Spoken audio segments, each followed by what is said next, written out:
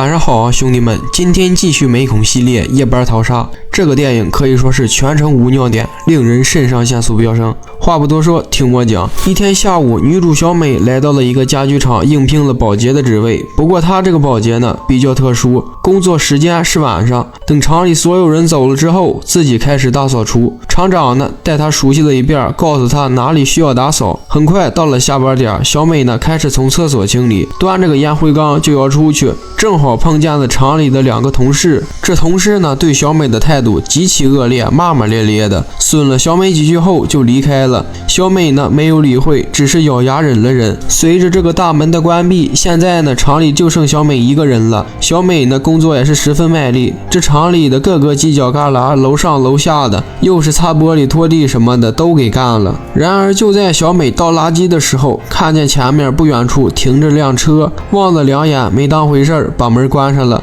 没一会儿来电话了，保姆打来的。这保姆说啊，这个小美的女儿呢哇哇哭呢，想妈妈了。小美呢就说告诉她妈在上班呢，下班就回去了。保姆就说实在不行，我告诉孩子他爹吧，让他过来陪他。小美就说不用，你什么都别说。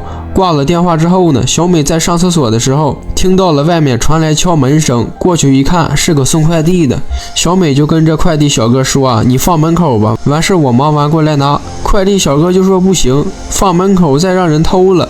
一开门，小哥问了问小美是一个人在这儿吗？之后就把快递放小美手里，着急忙慌的就走了。小美把快递放在了桌子上，之后又投入到工作当中了。可没一会儿又听到了开门的声音，小美急忙的走了过去，一看呢，这个门在摇摇晃晃的，小美也没当回事儿，以为是风吹的，便直接关上了。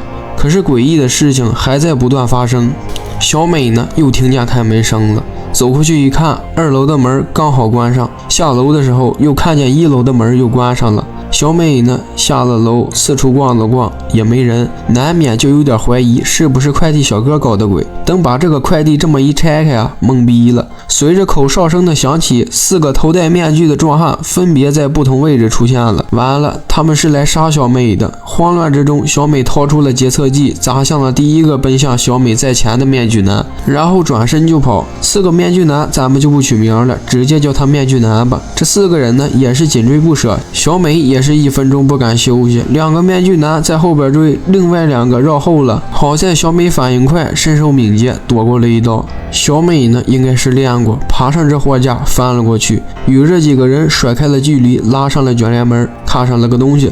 但是这个东西肯定是不管用啊，毕竟四个壮汉轻轻一推就拉开了。好在小美急中生智，把小车呢往前推了一下，吸引了他们的注意力，自己则是躲在了一个木桶里。等几个人走远后，小美又爬了出来，跑的时候碰见了两个面具男。不过这两个呢有点瞎，或者是因为戴着面具呢余光看不到。不过小美刚跑到门那边的时候，发现门已经被锁死了，而且又被路过的面具男看到了。之后小美就拼命跑，这次有点急，卷帘门呢拉了一个小口，在进去的时候丢了只鞋，腿上还被划了个口子。眼见这双大手死死的拉着自己不放，小美干脆一锥子下去才松了手，自己呢则是爬上了货架。但糟糕的是手机掉地上了，那不完了吗？本身就被追着，没机会报警，这下好了，彻底没机会了。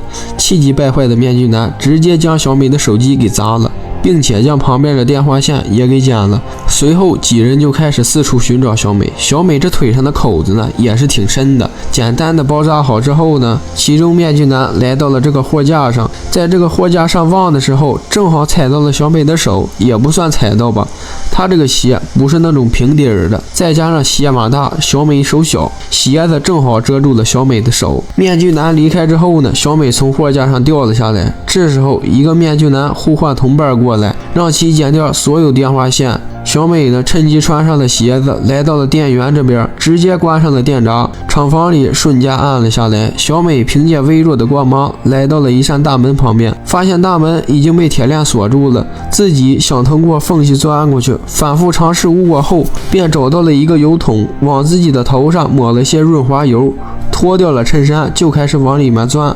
就在要马上钻上时，被面具男拉了出来。好在小美一木头棒子打在了面具男头上，小美呢又跑到货架里去了。这面具男呢还是这么不依不饶的追着小美不放，然后又跑到底下拿刀往上戳，好几次险些戳到小美。爬出来之后呢，小美坐在地上不知所措。这时候面具男又跟了上来，他揪住了系在小美鞋上的绳子。面具男也是挺憨的，只顾拉没往前看。小美解开绳子后一松手，面具男摔了下去，领了盒饭。现在呢就剩仨了。小美呢看了看面具男的裤兜，发现一部手机，但是已经被砸坏了。接着抬头正好看见了前方的叉车，心里便产生了一个想法。小乔将面具男的尸体放在叉车上，启动叉车，以此来吸引其他面具男的注意。不料这个计谋还是被识破了。小美呢也因为大腿上的伤口滴血而被发现了。三人开始分头寻找小美。小美着急忙慌地躲进了厕所，不料被其中一个面具男发现了。小美呢用脚顶住了门，结果自己的脚又被面具男抓住了，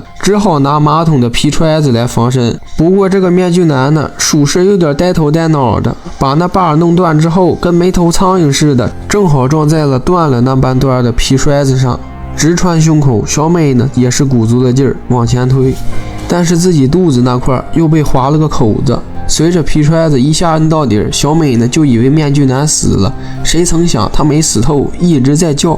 那怎么办啊？往他嘴里倒了点消毒液，随后死死地捂住了他的嘴。就这么的，又一个面具男领了盒饭。小美呢找到了一个铁棍，又看到了一堆铁丝，心里又产生了一计，吸引了其中一个面具男，让其来追自己，就来到了提前设好的陷阱这里。面具男横冲直撞的就这么被铁丝割了喉，又挂了一个。小美呢穿上了他的衣服，拿着钥匙向大门走去，正好碰见了最后一个面具男，俩人用手语交流了一番。随后小美就开始挨个试钥匙，好不容易打开了门，察觉到不对劲的面具男就扑了上来，俩人撕扯上了。面具男掏出了刀，直奔小美。好在命悬一击时，小美捡起了地上的绳子，死死地勒住了面具男，就这么的把面具男勒死了。成功1v4之后，面具男口袋里的手机响了，这么一看呢，是老公丹尼。小美再扒开面具男衣服一看，懵逼了，正是自己的同事。现在呢，小美也明白了，这一切都是老公搞的鬼。丹尼呢有这个家暴倾向，小美就带孩子远离了他。不料小美上班地方的同事正好是丹尼的朋友，因此为了剥夺孩子的抚养权，丹尼就派朋友来暗杀小美。现在呢，小美是1v4成功了，不料还有一个没解决。这丹尼先是夹断了小美的2个手，这小美呢现在根本不是丹尼的对手，好在女儿及时出现了，吸引开了丹尼。小美躲在一旁看着女儿被关了起来，然后又心生一计。小美从厕所拿出了一瓶消毒液，同时启动了切割机来吸引丹尼，然后将这消毒液不知道和什么玩意儿混合在一起了。等丹尼过来的时候，小美就把门堵上了。过了一会儿，小美估摸着丹尼应该晕了，就拿了个榔头缠在了自己手上。等丹尼扑过来时，一榔头凿过去，自己先是什么也不管了，把女儿救出来最为重要。然而就在小美刚看到女儿时，就被丹尼偷袭了。丹尼用保鲜膜糊住了她的脸，显然想让小美窒息而死。好在小美用刀撕开了保鲜膜，不过自己也被丹尼死死地摁在了墙上。但是丹尼刚才被凿的那一下呢，他没把榔头拔出来，导致自己的战斗力大幅度下降，一下就被小美打断了腿。丹尼一看自己也不行了，就打算给小美道歉，知道自己的错了。小美呢也没留情面，直接给这丹尼锤死了。最后小美带着女儿离开了这里。电影呢到这儿也就结束了。我感觉这部电影如果忽略剧情的一些 bug， 还有一些细节，就属于小成本佳作了。虽然说呢有点夸张，女战神极限1v5反杀，受伤了也无妨，但是抛开这些个呢，咱们看的就是淘沙过程中的紧张与刺激。